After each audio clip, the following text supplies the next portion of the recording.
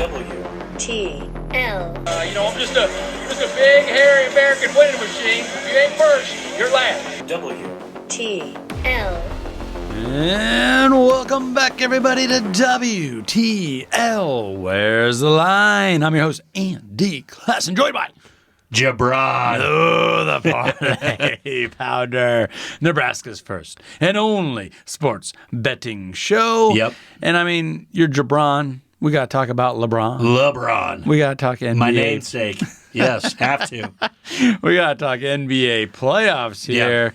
And your Lakers, I mean, they were looking pretty sad, pretty sorry Yep. in game one. They were. Western Conference Finals against the Denver Nuggets. But, man, did they come back, and they had an opportunity on the road. Yep. And that says a lot. That first quarter, they were down 37-25. Correct.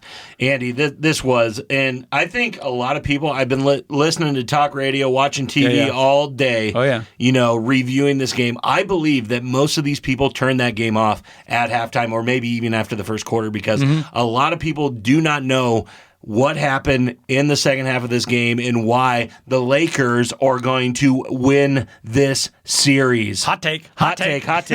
But I'm just saying right now, it's at a plus 207 for the Lakers to win this series, and I do believe that this is going to happen.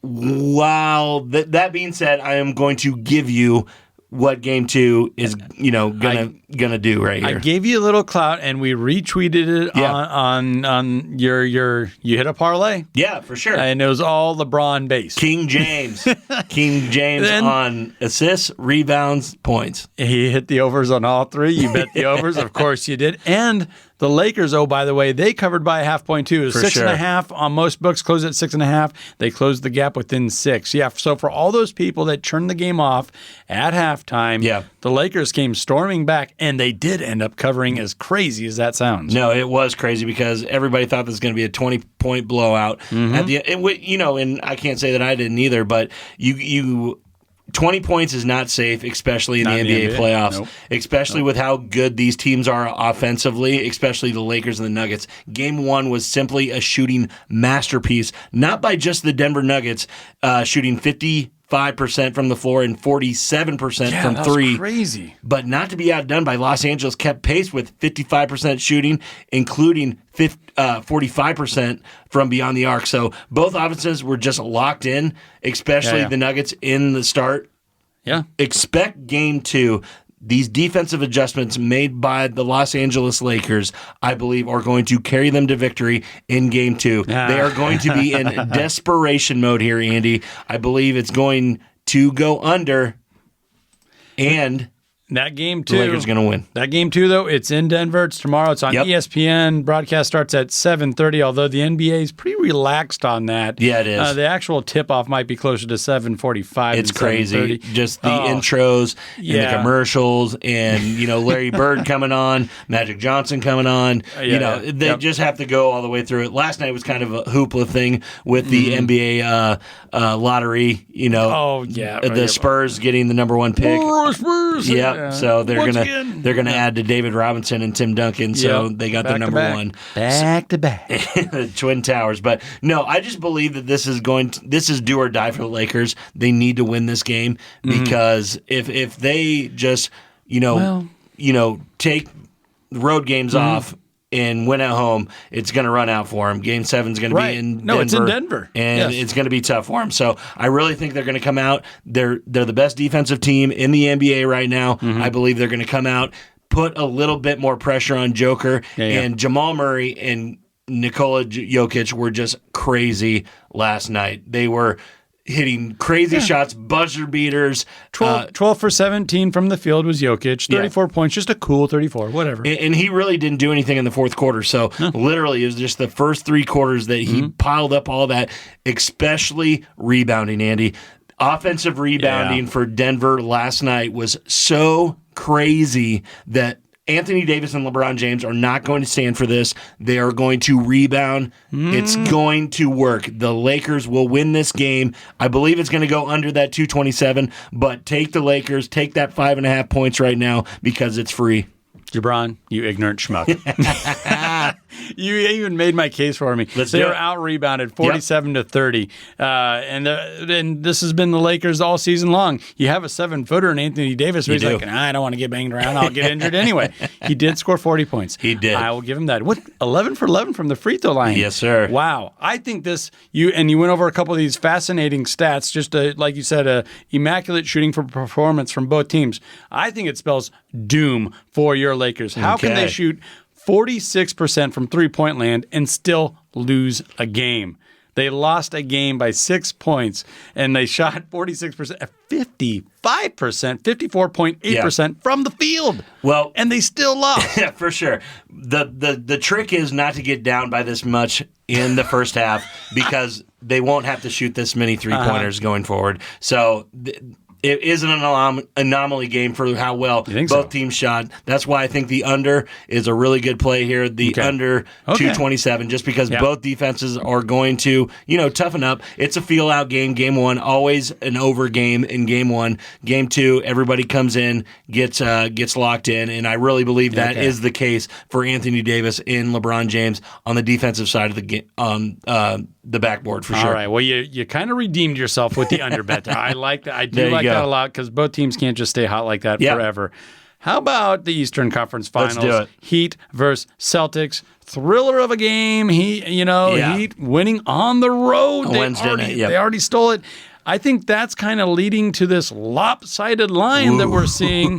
What, Celtics by 9? 9-point favorite, minus 110 bet right now for the Boston Celtics on Friday, May 19th in Boston. 7:30 tip-off. That's going to be on TNT. Yeah. Over-under sitting at 215, which, went way over in game one, 123 to 116. Andy. But like I'm saying, especially with these two teams, they're supposed to be defensive-minded teams. They're supposed to be. Especially the Miami Heat with Jimmy Butler and Bam Adebayo.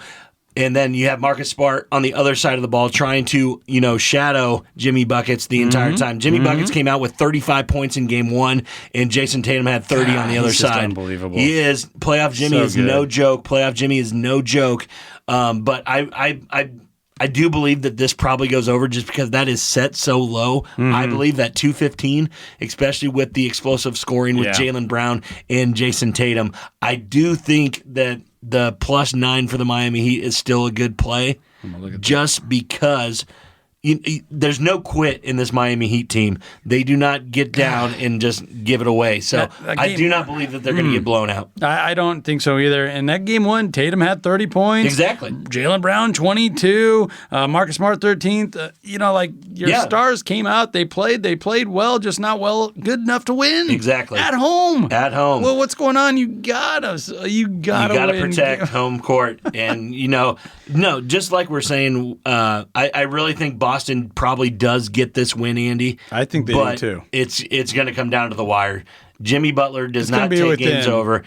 But they're going to be within 9. I think +9 for the Heat is a very good bet. I think the over is the best bet. The +215 over, I think, is a smacker. Man, you do a lot of zigging when people are zagging for sure. And you even spelled it out there. You're saying, well, these are two defensive teams. I'm taking the over. Yeah, no, I agree.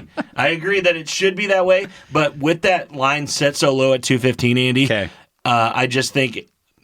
Tatum's going to get his. Jimmy's going to get his. I think over 215 is a play. You know who's kind of been a disappointment? I don't know if it's fair shade to be throwing at the old guy. Al Horford. Yeah. He's old. He's really old. And he's still helping out in spots, but you're used to seeing him out on the court thinking, all right, he's going to do what he always does.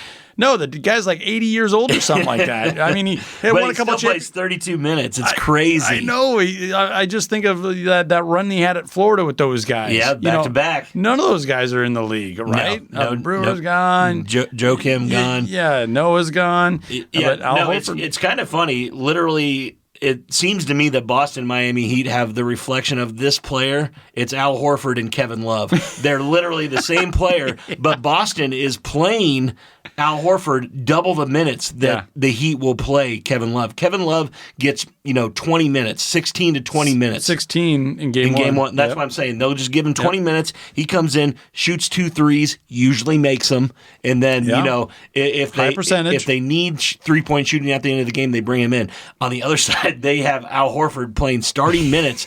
Just as many minutes as Marcus Smart in game one. That you can't have that with how much how much tread is on the tires. So I agree with you in this point. When I hear those morning talk shows and the national talk shows and they're throwing shade at Horford, I'm like, give the guy a break. Yeah. I mean, gee whiz, what do you expect? Still poured in 7 points in 32 minutes. Exactly. While Kevin Love just plays half that. Like you said, it's really nice to have a 7-footer with experience that just can come in, shoot a couple of threes, call it good, give you size, and give you some instant scoring. And when you got offense. Bam Adebayo as the true big man, it just complements that because he's got the middle lockdown. If you got that corner shooter, LeBron knew it for years and years and years with Kevin Love. Just have him sit there. He's going to be a weapon. Right. So I really do like Miami Heat to cover here. I think Boston has to get this, so they do win in Boston.